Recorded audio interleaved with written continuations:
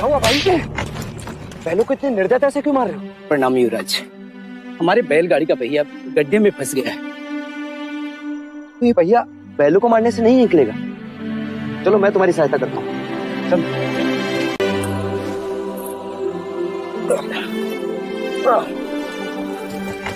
रुक जाइए युवराज, ये आप क्या कर रहे हैं? सहायता। सहायता या पाप? पाप? कैसे पाप? क्या आप नहीं जानते, ये एक शूद्र है और तुम ओछी जाति के। युवराज को रोकते तक नहीं, दंडवत होके क्षमा मांगो युवराज से।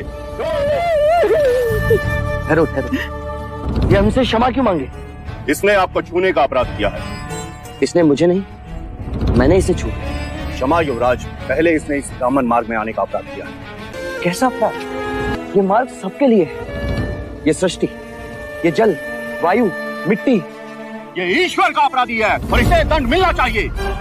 उसी ईश्वर ने इसे बनाया है जिसने तुमको।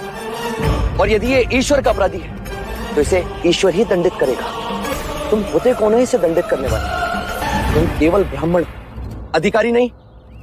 अधिकारी ईश्वर है। मत युवराज, हम इस सृष्टि का ईश्वर का प्रतीक हैं, इस धरती पर भगवान का रूप हैं।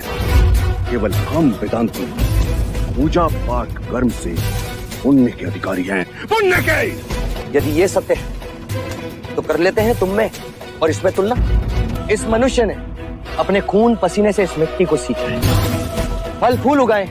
क्या तुम्हारे वेदांत इन्हें मुरझाने से रोक सकते हैं? क्या तुम इस धरती पर भगवान का प्रतीक, इस फंसे हुए पहिए को बिना हाथ लगाए निकाल सकते हो? आप हमारा अपमान कर रहे हैं युवराज। अपमान तो आप इस मनुष्य का कर रहे हैं। युवराज, आप धर्म पर विवाद कर रहे हैं, धर्म पर। मैं मनुष्यता को बचा रहा हूँ विप्र।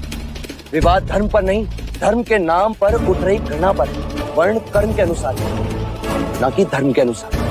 धर्म सबसे श्रेष्ठ है युवराज, सबसे श्रेष्ठ, जो मनुष्यों को अपनी मर्यादाओं से परिचय करवाता है, परिचय करवाता है। उस धर्म को बनाया किसने? मनुष्य ने। हम कहते हैं कि हम सब मनु की संतान हैं, ब्रह्मा के वंशज।